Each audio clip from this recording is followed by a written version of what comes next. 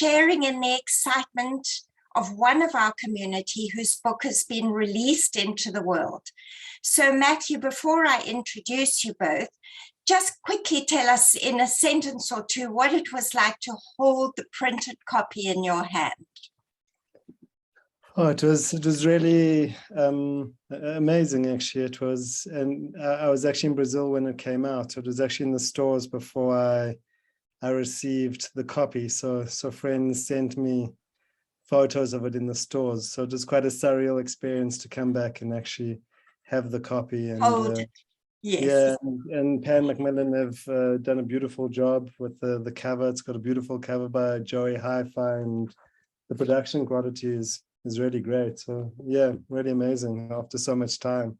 Slightly surreal. Yeah. Brilliant. Well, both Matthew, as you can see, and our joint wonderful publisher from Pan Macmillan, Andrea Nattrass, have agreed to tell us about the process this afternoon, from the first inkling of the idea to the final published book.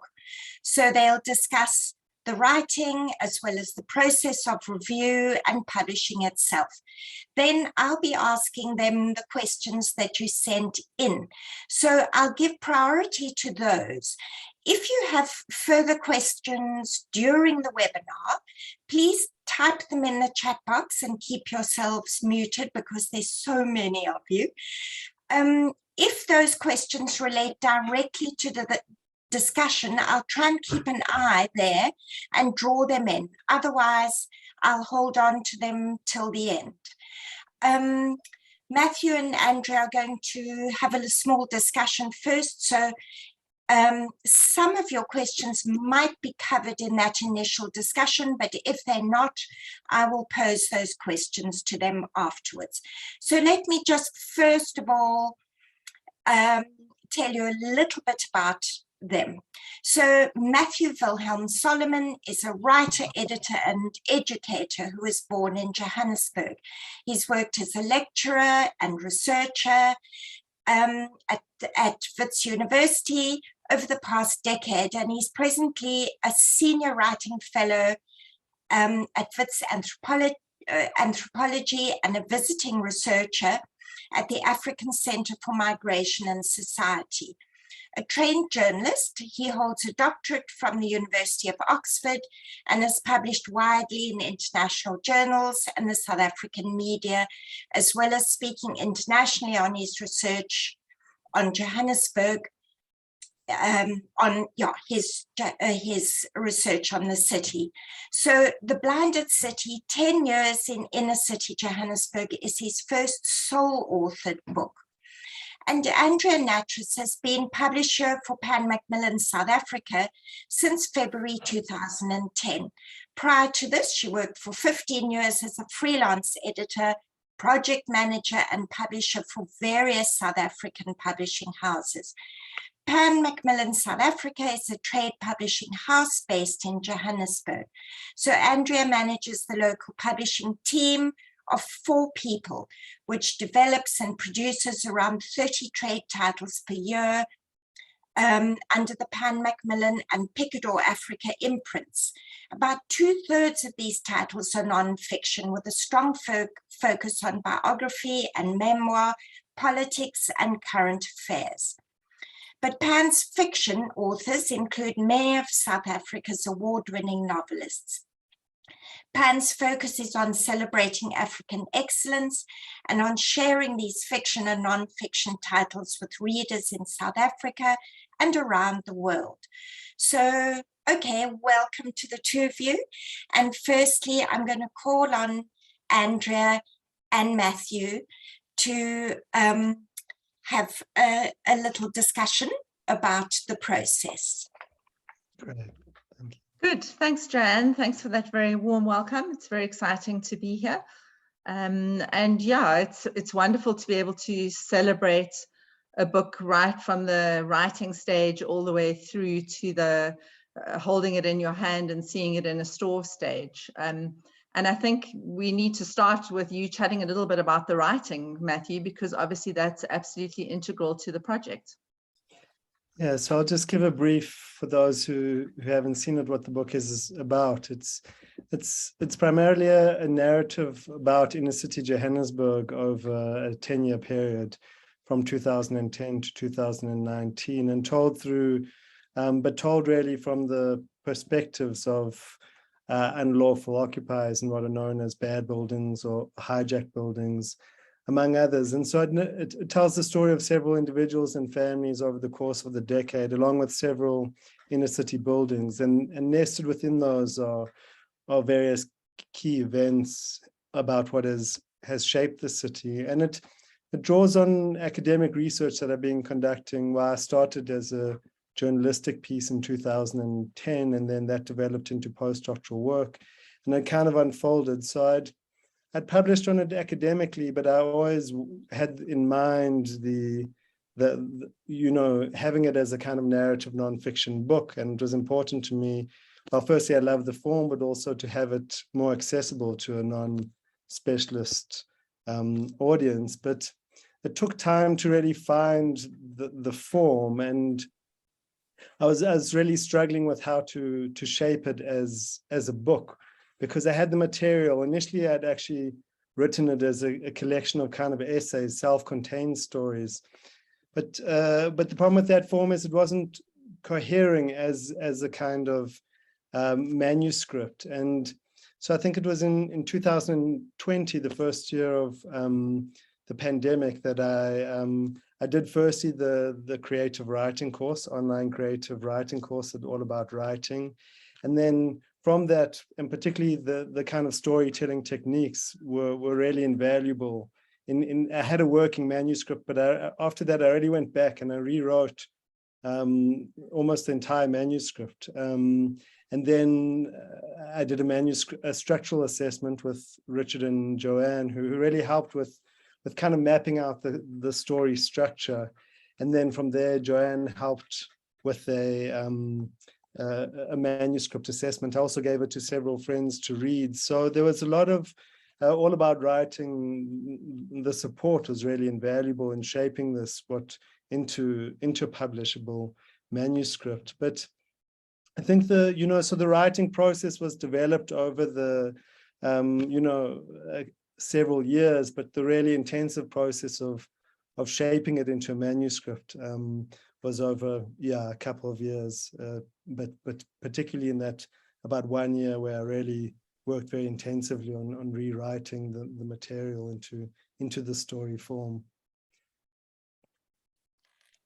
And then from there, kindly, Joanne, I mean, maybe Andrea can speak a bit more to the process, but Joanne kindly referred the book to Andrea, and then I sent a proposal to Pan Macmillan, which Pan liked, and then they came back, and I submitted the full manuscript for review. So that was kind of taking the process up until just before publication.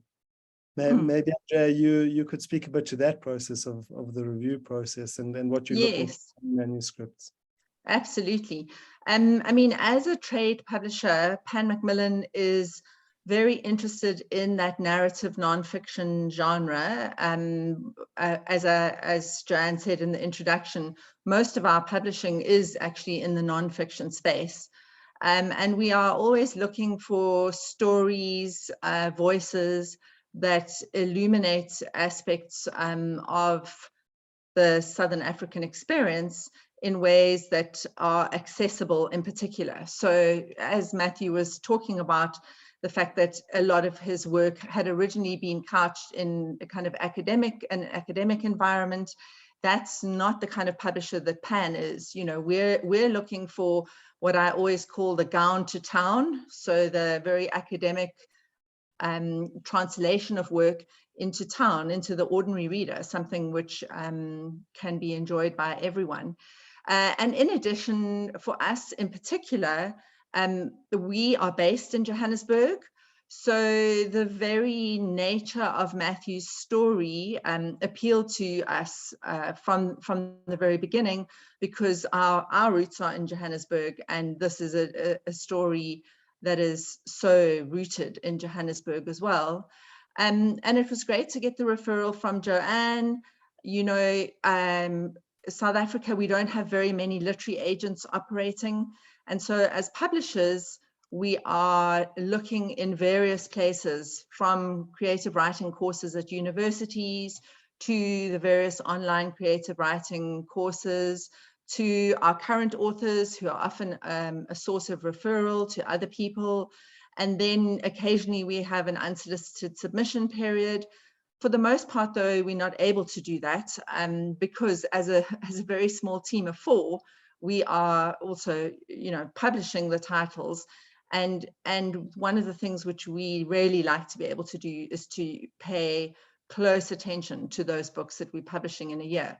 So when Matthew's proposal arrived, we read it internally in-house, thought it was really interesting, and went back and asked if we could possibly see the full manuscript as it was in its current state.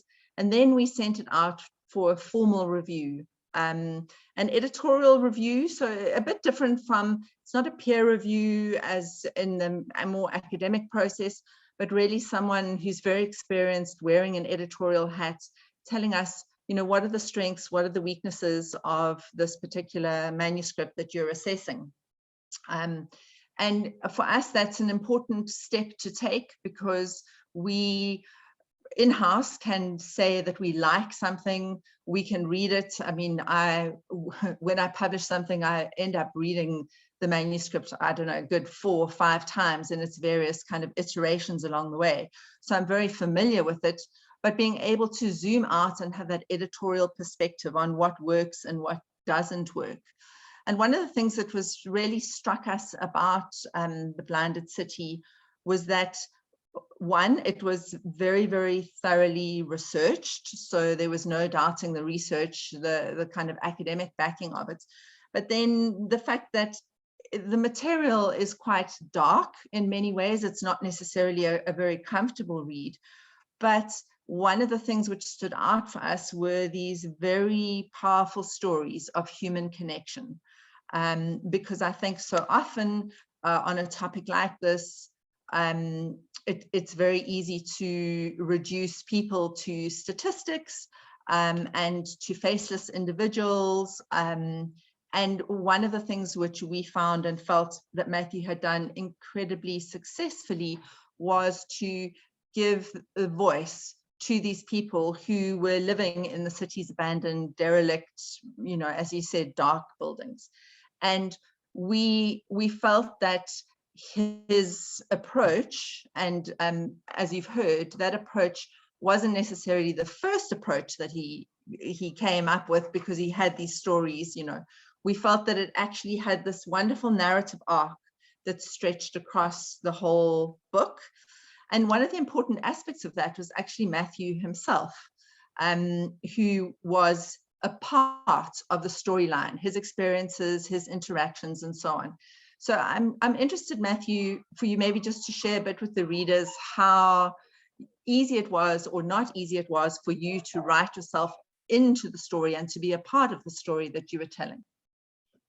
Yeah, that's a really interesting question. I think that there were a few things. I mean, it's not a memoir or a confessional book, but I think because, and this was part of the structural work, is because I had these various different interviews, and the structural work was in fact having to cut out a lot of material and to kind of hone down those kind of narrative arcs that really worked as a narrative arc that could carry across. But my own arc as a sort of researcher, and what I thought about is what can I bring to the story that I can't necessarily tell through the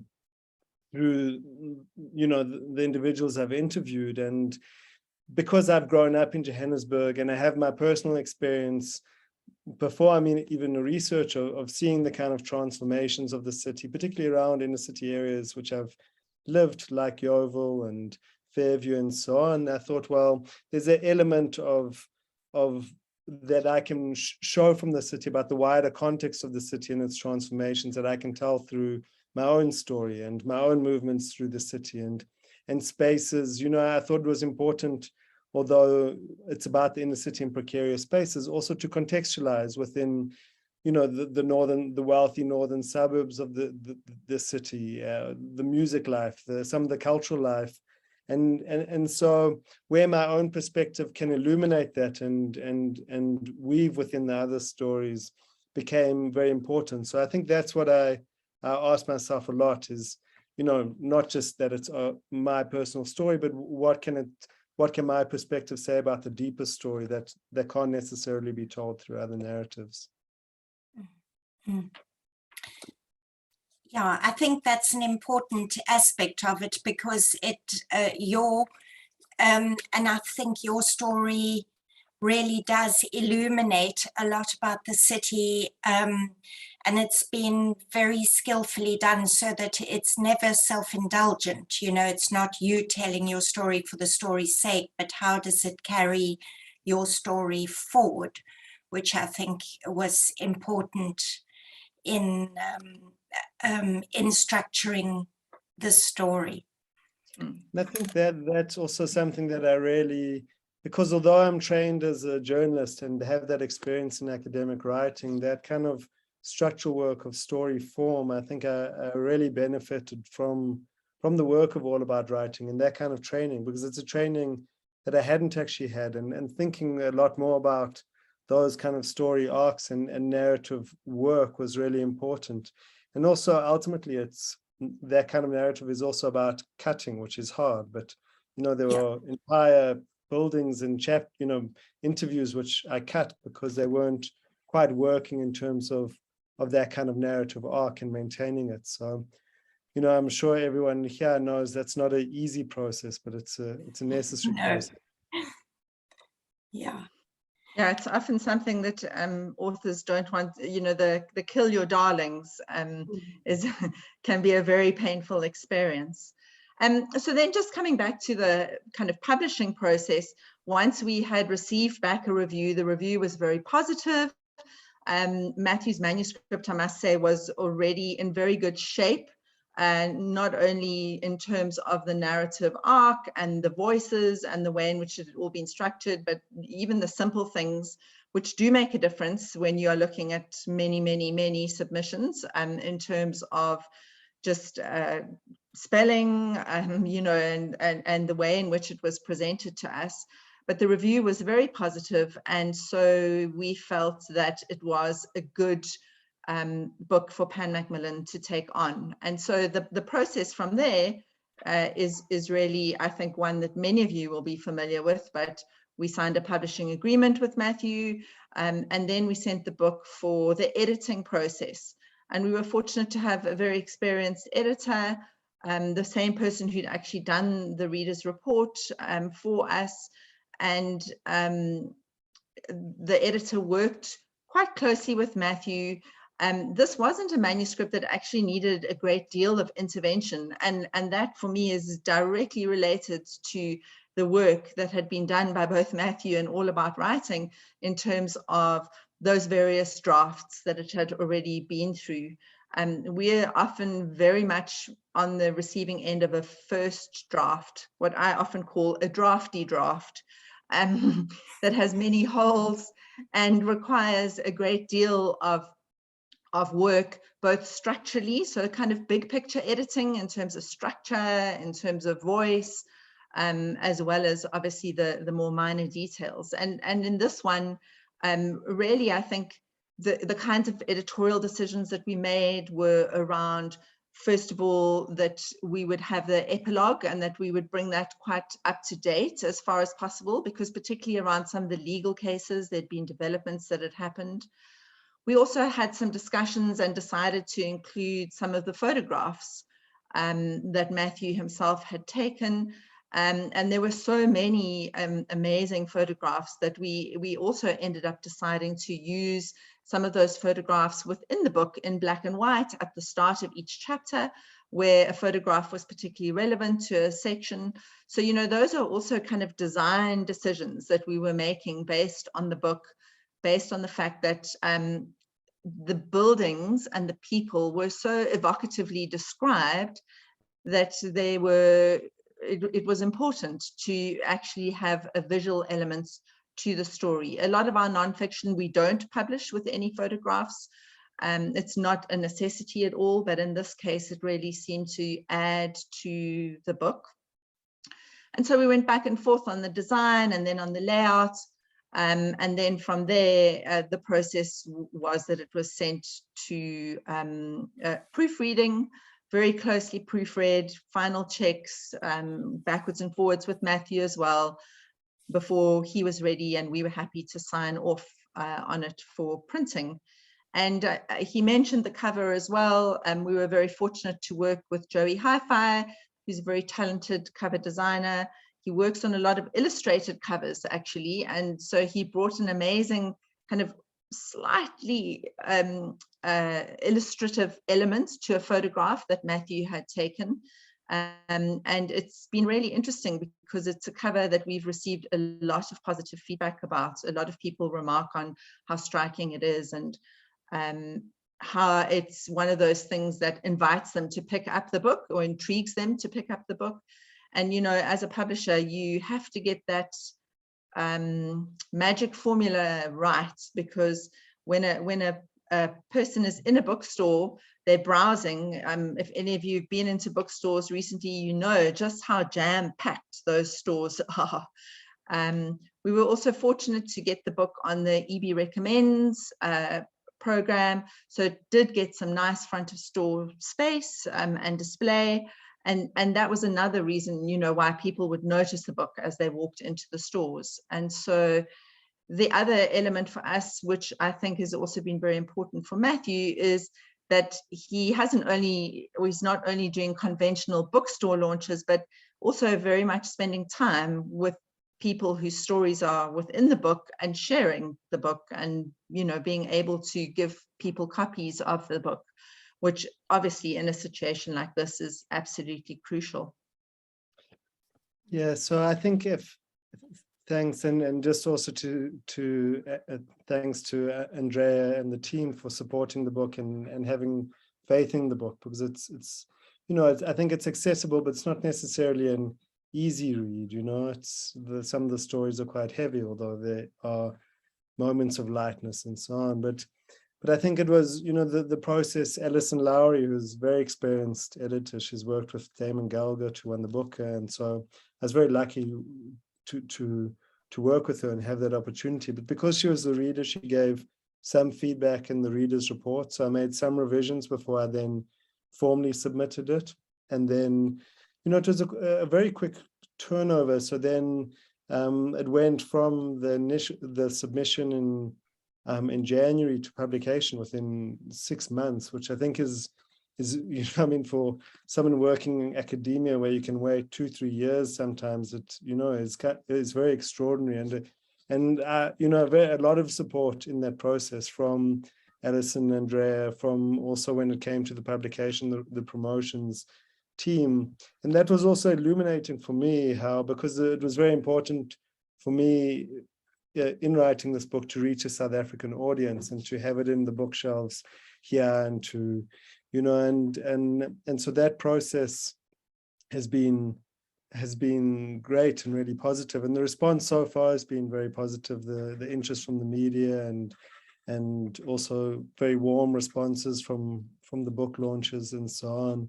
But I think, just to go back to the writing process, I think because I'd already worked with that structural work with All About Writing, I'd also shared with some friends. There was a journalist, NIREN TOLSI, another friend, Percy Jamoya, who are kind of also specialists in the area, you know, and they could then give some kind of, you know, specialist response to some of the cases with Percy, some of the cultural life in Zimbabwe. So I think this is a key recommendation, I think, for submitting is if one has several readers. Of course, people might say different things, and then you have to mediate and see what works and what doesn't. But having that readers before actually submitting, I think, makes a huge difference. And I was wondering, Andrea, if you can, I mean, you spoke about your process of looking at drafts, how much you can tell if the draft has had kind of input in that work, and how much you might be prepared as a publisher to work on some drafts which are in a kind of rougher state? I mean, I think one of the things which is just fundamental about being a publisher in South Africa is that part of our work is the development of authors. It's the development of freelancers as well, you know, within the publishing industry. And so we are primarily looking for voice and for a particularly unique angle, way of telling something. You know, when it's fiction, a unique story or unique approach. When it's nonfiction, around the importance of that book. Not only from we're not really necessarily, I mean, obviously we'd love to publish bestsellers. That's, any publisher would like to publish bestsellers. But also within the South African publishing landscape, we really do have a responsibility as publishers to undertake quite a lot of development work. And a lot of that development work is actually, you know, internationally is often undertaken by agents, literary agents who do that first round of, you know, someone submits to them and there they see the voice and they think, okay, there's something special here, and they will then work with an author quite intensively. So I definitely think we undertake that to a much greater degree than many of the international publishers, because they are coming from and working with that literary agent network, which we don't have here in South Africa. And we will, on certain topics, we will be looking specifically for who are the voices, who are the journalists who are writing about a particular topic, if we think that there's a book that needs to be written. So sometimes we will be actively commissioning in terms of approaching someone and saying, you know, we think there's a book in this particular topic. Would you be interested in writing it? But many times we are just keeping our eyes and ears open in terms of what are people buying. It's been very interesting in the last 2.5 years, the kind of very standard politics, current affairs environment in nonfiction that you could always count on in South Africa to sell, people have moved away from. There's been a real need for escapism, and people not necessarily wanting to be confronted by the reality of things. One of the things which we've seen is that memoir that tells that political and current affairs story has grown in popularity. So if someone is telling the story from their perspective and recounting, you know, whatever it might be about, that often has more of a chance of selling copies than a straight politics or current affairs book. And, you know, one of the other things is that in the South African environment, we have very few full-time authors. And unfortunately, our book sales don't tend to support that. Only a handful of people, mainly on the educational side, can actually make a full-time living out of their writing in South Africa. And so that also means that people have day jobs that mean that they are having to divide their time between what is often their passion project in terms of writing a book and what they need to do to, you know, put food on the table. So that's another area for me, because, you know, writing is a craft.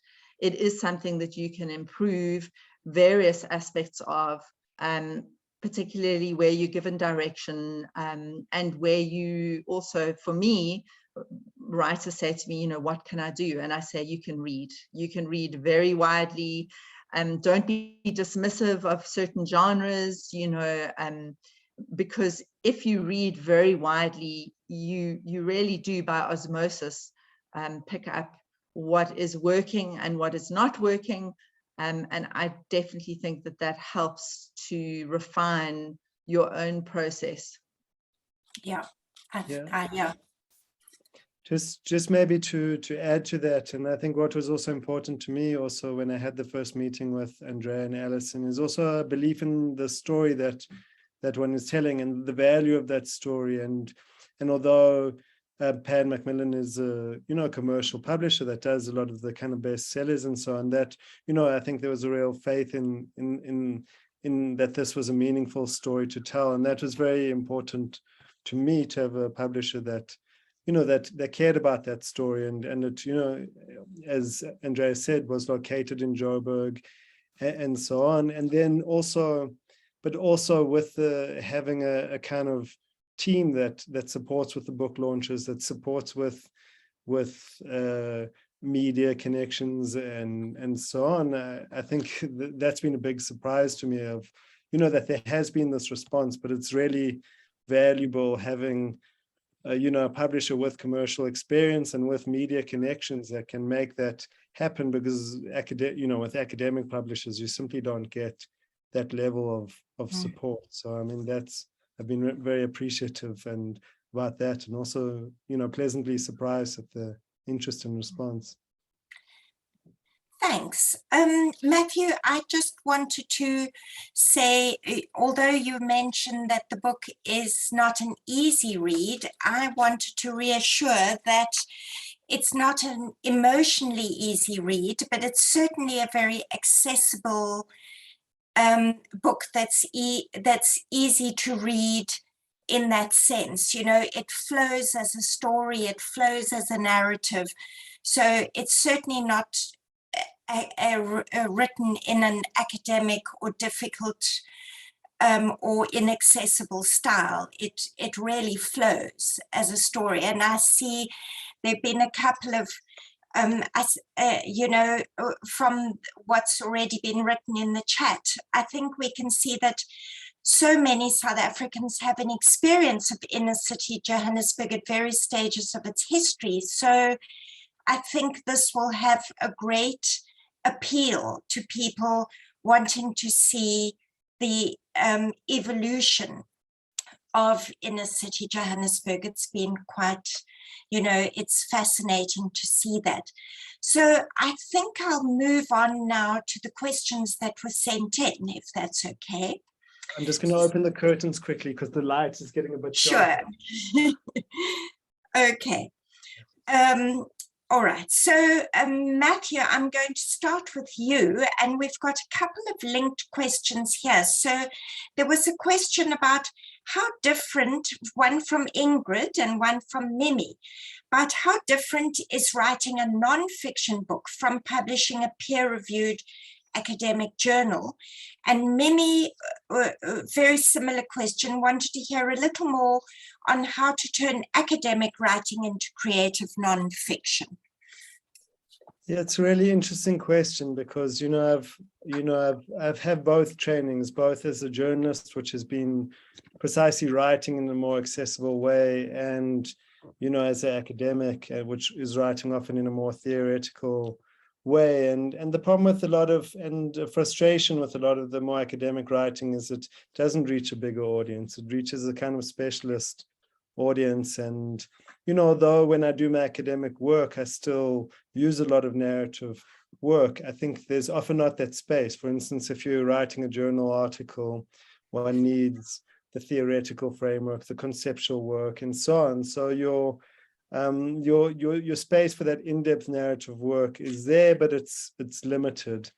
And definitely working on this, just having that space to tell the stories in depth, to go, to spend pages on a single scene, and to going to characterization, and and to have this like longer narrative arc was very liberating for me. It's a style I prefer. Like, I'm much happier actually with narrative work than academic work. But I think the question was about how you can do both. Well, I think if you're doing that deep narrative work and deep research, one can, and I have done in this case, is written something for an academic audience and then use the same stories in this, but of course in this book it goes into a lot more depth. Although I've reworked some elements in articles, they're almost entirely rewritten, and written in a lot more depth, a lot more descriptive depth, narrative depth, and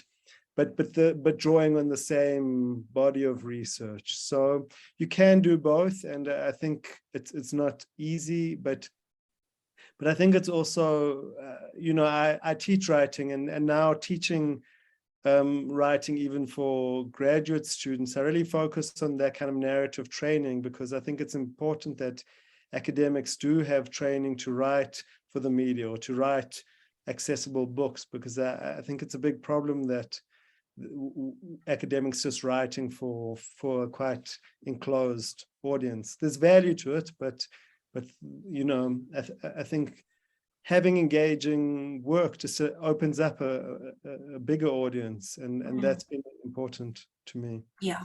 Yes, I think so.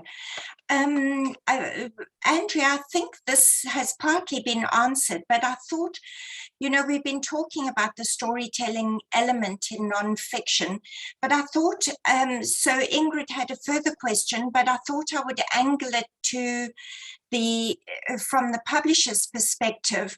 How important to you is the storytelling element in nonfiction in a book that you are considering publishing? I mean, obviously it depends on what that particular book is, but for the most part, even when it is memoir, it is really key to hold a reader's attention, and one of the ways of doing that is through a storytelling mechanism. And you know, we see many submissions. Just for example, if someone has written an autobiography, they're working in that memoir category, there's often a temptation to go from one event to another event to the next event, and then this happened, and then I went here, and then I moved there, and then this amazing thing happened. And actually what we sometimes suggest an author does is zoom out and pick 3, 4, 5 incidents within a particular time frame, whether it's from their childhood or whatever, you know, things, events, people that were formative in some way, and write at a little more length about those people. Because, you know, for me, the books that we publish, I always use this analogy of windows and mirrors. Books that we read, it's wonderful when they reflect, they provide a mirror, they reflect you back at yourself.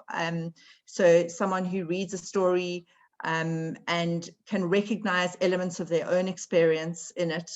And other books, or for somebody else, another reader who comes to that book, it actually provides a window into somebody else's experience. And I mean, I fundamentally believe that when you know someone's backstory, when you understand more of where they've come from and how they've grown up and what they're thinking about, it helps us to connect as human beings. So it is very important for us. But obviously, you know, in a book about, we've got a nonfiction book about populism around the world and the history of populism and where populism is right now.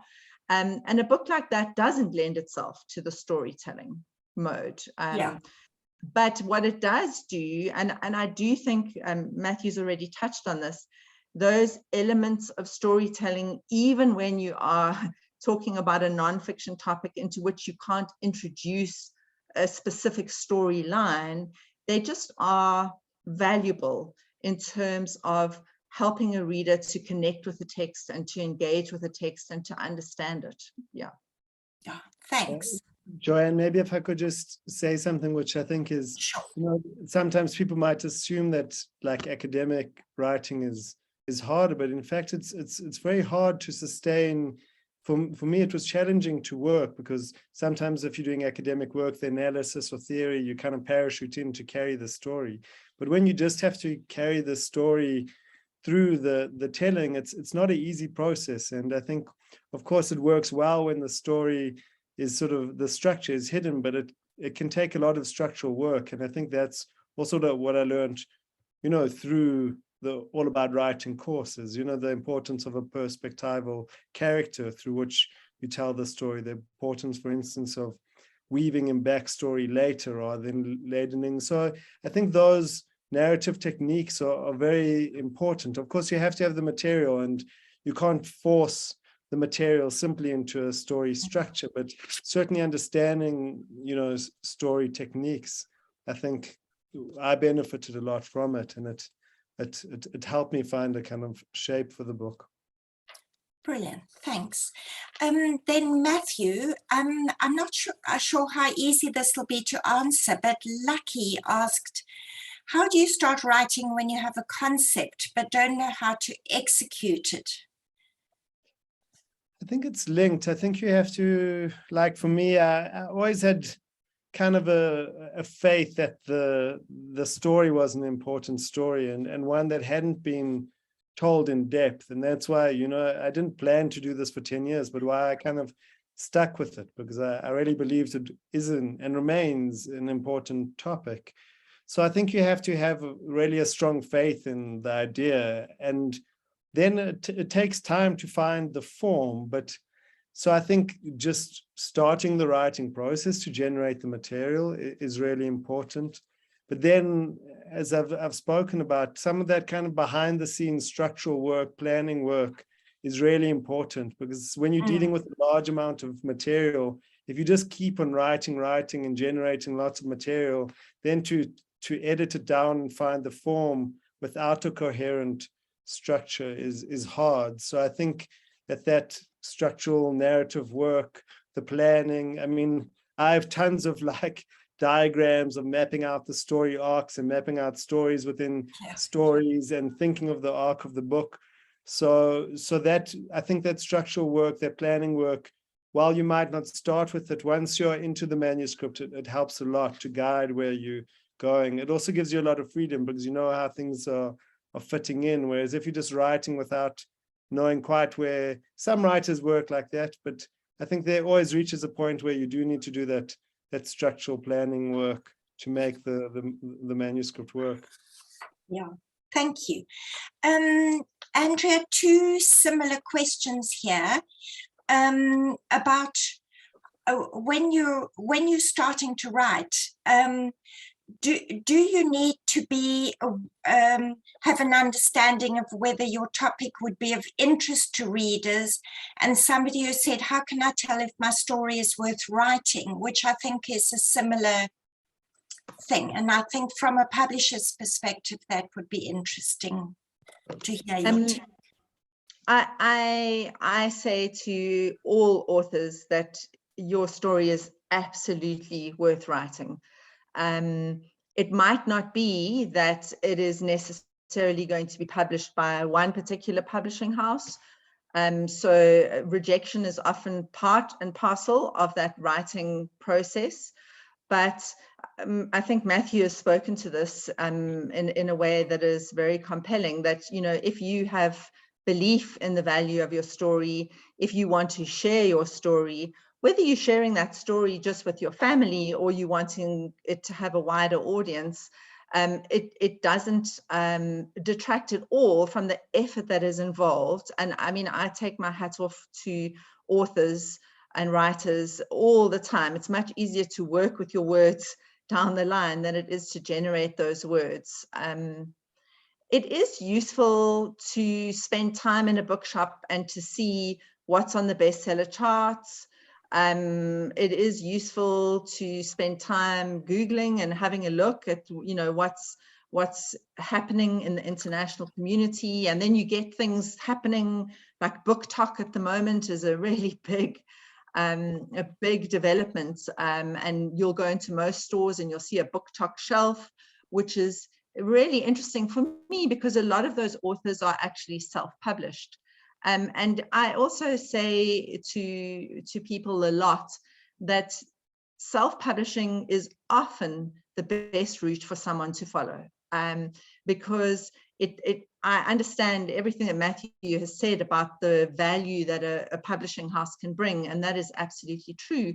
But there are many cases in which your story does have value. It does need to get out there in the world, and starting with that self-publishing process, there are a number of different companies. On our Pan Macmillan website, there's a link to writing resources, and there's a number of self-publishing companies that we suggest that people can use. So I think something like that is often a route for people to consider, and internationally at least, it's really grown exponentially, that kind of angle of things. But don't be discouraged. You know, the other thing I always say to authors is often what you have to do is you've got this idea you're wanting to write, but you perhaps have to schedule it in to your diary. You have to make the time. You actually have to put your bum in a chair and spend the time. And I agree with Matthew that there is a point at which you often need to start structuring and thinking about things, but actually the most important thing is getting those words down. You know, I will often encourage authors to finish that drafty draft with all its holes, because once you have an initial draft of something, it is much easier to see the overall arc. It is much easier to see where the holes are, what you need to fill, and so on. Thanks. Now we've got a couple of questions here that I think we've covered, but I'll mention them. The importance of character development and how important something like the hero's journey is, for example. But Matthew, I think you've covered that quite fully in terms of importance of that and of a narrative arc. So, and then we got a question about how much research is required before embarking on a non-fiction novel. And I think we've kind of answered that in that I think it sort of depends on the work. So I'm not sure if you have anything to add there, you're free to add, but otherwise I think I'll move on to the next one. I think the one thing just to say is that whether you're writing a novel, so fiction, or non-fiction, if you are describing, unless it is a dystopian world or it's speculative fiction, fantasy or whatever, when you are describing real things, places, or, you know, whatever it might be, there is an authenticity of voice and of detail that readers are alert to. So, you know, if you're talking about the center of Cape Town and everything else about your novel is not speculative fiction, it's not dystopian, it's whatever, and you actually completely make up your own map of the center of the city and you call it Cape Town, it creates this quite strange experience for a reader. That if you're not deliberately provoking that uncomfortable feeling of, you know, but there's no ABC Street in the middle of Cape Town, it is worth there, I think, having an authenticity of place, even if what you're describing is completely made up in terms of the people and of the action that's happening. Yeah, I agree. Yeah. Okay, and then Andrea, a couple of tips. This is from Alison. A couple of tips on writing a synopsis from your perspective. So when we receive a manuscript submission, it is very useful to have a synopsis. That synopsis does depend on whether it's a nonfiction project or whether it's a novel. When it is a novel, I would say, you know, in the initial stages, we're looking for something that's maximum 500 words, that gives you an overview of the plot and the storyline and the principal characters. If it's nonfiction, then we're looking for a brief description of what the project is about, and often, if possible, kind of an annotated contents. So you've got chapter headings and you've got a sentence or two under each chapter heading, which gives some sense of that particular, what the narrative, what your nonfiction project is about. Down the line, and sometimes when we're selling foreign rights to something, we often ask for a 3 to 4 page synopsis, and that's a much more detailed document that goes into descriptions and will often also include spoilers. I often have people say to me, I'm wanting to send you my novel, and it's got so many twists and turns, you know, must I include spoilers or not when I'm working on the synopsis? And we always, I mean, as a publisher, unfortunately, I'm going to see all those twists and turns. So it's often quite useful for me to know about them up front, because I can also gauge, is this a clever twist and turn?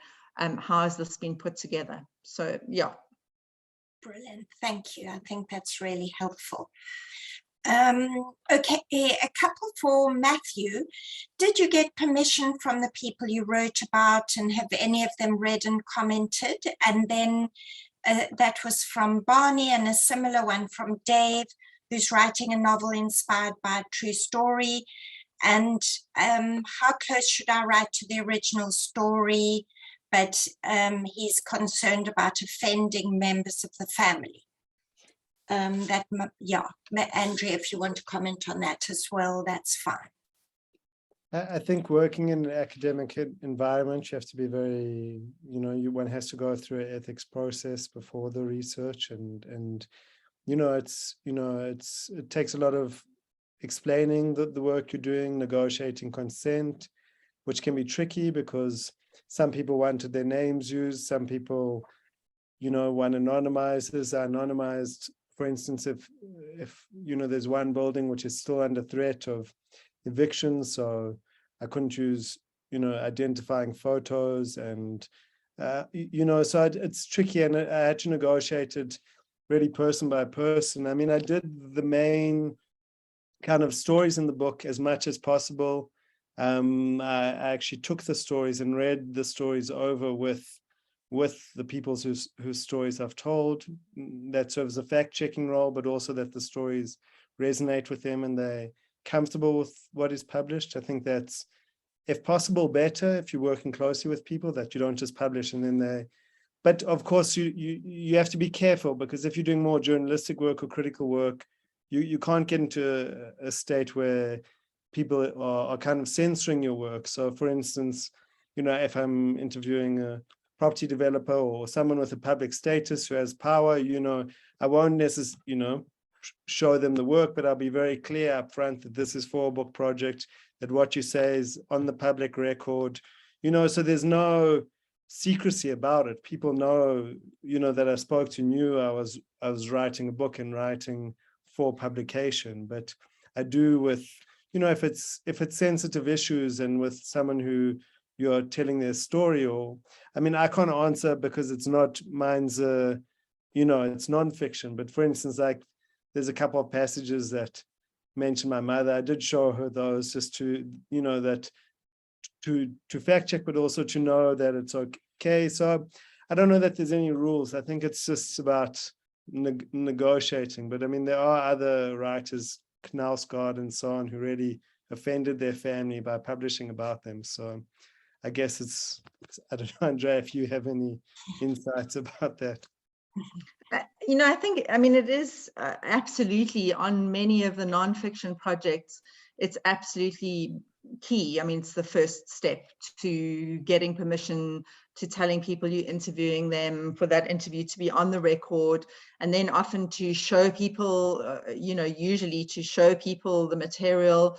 On some of the more controversial stuff that we've published, we do get a legal read of the material. We offer right of reply where it is appropriate. Sometimes we don't offer right of reply if the lawyer suggests that it's not a good idea.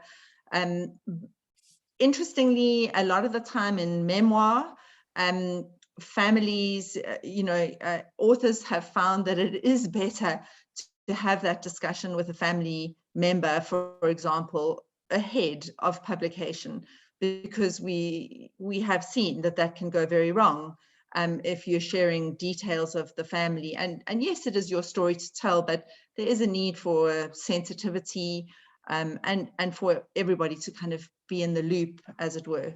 And when it comes to fiction, it's interesting, because I think, some accounts are obviously very thinly disguised experiences or people, places, and so on. And again, I think it's what you're comfortable with. The legal requirement is that, could the average person, if you had to present it in a court of law, could the average person recognize who this is? And in general, the answer would be no, because you've probably used a different name, and but to that person who you have described so closely or whatever, it would obviously be something that they might take offense to. They don't necessarily have any kind of legal recourse, but again, you know, do you want to have Christmas dinner with the rest of the family, or whatever the situation might be? Yeah, thanks, Andrea. The other questions here about agents and things, I think you've already touched on. I just wanted to quickly, just before we close, mention a couple of the comments and questions in the chat box. So we had a couple of questions about whether something that has been self-published would be considered by a conventional publishing house, and also whether we had somebody in our community who published her midwife story about feral, and she's written a further manuscript about a midwife in Africa, so she wanted to know whether that might be of something like that would interest a South African audience. And we also had someone asking about using poems and recipes in a book of non-fiction. Would that be useful? And somebody just lastly asking about self-publishing. I think he's saying that it's a friend of his was published on Amazon, but it's only available digitally, and wanted to know, is this a recommendation to keep costs down? So there's a few sort of related questions really about publishing, and I think that in terms of a self-published author, we tend to not republish someone's work where they've self-published before, but we often would work with someone on perhaps a second book. You know, it very much depends on the topic. But in the local markets, you know, even if you've sold a couple of 100 copies of your self-published book, it does tend to diminish the sales possibilities. But it is certainly something to go to a publisher with and say, I've self-published this. This is how many copies I've sold. You know, would you be interested in my next book? In terms of the self-publishing route, you know, you can, via the Amazon platform, publish print copies. It's called Lightning Source, available at several thousand outlets around the world. It is slightly more expensive for that print copy, but there are some people who don't want to buy an ebook. They want a print copy, they're happy. And we do that with many of our authors where we have world rights, but we don't have international distribution partners. And we're able to sell the ebook, and we're able to sell a print book via Lightning Source. And for example, on one of our titles, Scattling of Africa, which was a Johnny Clegg memoir that we published, there we have sold several thousand copies of the book to that international readership via that Lightning Source process. And we've been very, I mean, consistently very happy with the quality, even of photographs and that kind of thing. I saw someone said, if you wanted to use a quote at the beginning of a chapter of a book, is that, you know, how do you go about sourcing that, or what do you need to do there? I mean, generally when you use it as almost an epigraph or a chapter opener, you don't actually have to get permission to use it as long as you source it accurately. Where you start to run into problems is where you are wanting to include things like song lyrics or poetry, somebody else's poetry within a manuscript. It can be very tricky to get permission, can be very expensive. One of my horrible publishing stories is having to pull a book from the shelves because the person had, within the context and perfectly nicely, used 2 lines from an Eagles song, and the Eagles objected very, very strongly, threatening us with all kind of legal action, even though we had been in a process of getting permission. So we could show that we were in the process, we were happy to pay for the use of those lyrics and so on and so forth. Be very wary of song lyrics is my advice, and of people's poetry, because, you know, there's the principle of fair use, but a poem can be 4 or 5 lines long. And so if you are using 3 of those 5 lines, you are then kind of overstepping the boundaries. Yeah. Thanks, Andrea. And on those lines, there was a last question about how does copyright work when you write? So I just thought that's maybe a nice one to end with, because it links to what you were talking about. I mean, one of the things which I think is really important is that as an author, you retain copyright of your work. The publisher really handles and licenses that work on your behalf, but you should not be giving away your copyright. You know, some, even in various academic journals and so on, you still retain the copyright because those are your words. It's what you have crafted.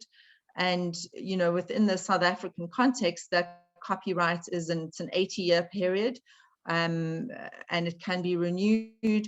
But as an author, be very wary if you're offered some kind of a publishing deal where you are being asked to give away the copyrights. You shouldn't be. It is yours. Thank you.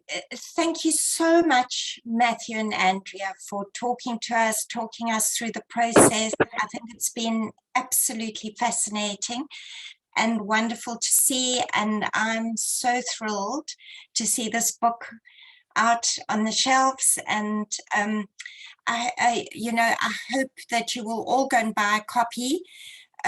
You know, we're the authors, it's really important, you know, to the book industry, really to keep buying books and reading them and yeah, just buying them. It's important to have bookshops. It's important to have publishers producing books. So go out and buy Matthew's book. And yeah, I think that's important. Thank you. Thanks. I just also wanted to say thank you to you, Joanne and Andrea, for the support in the process. Both of your support was really amazing in making this happen, and I'm deeply grateful. And it's wonderful that we can have this event to chat together. And thank you to everybody for joining and taking part in the discussion. I really appreciate that. Yes. Yeah, yes. excellent. Thank you so much, Joanne, and thank you for the work that All About Writing does. Really important. Thanks. Really important. Thank you. Thank you. Take care, everyone. Thank you. Thank you. And thank you all for joining us. So it was lovely to see all your faces there. So thank you all. Take care. Okay. Bye.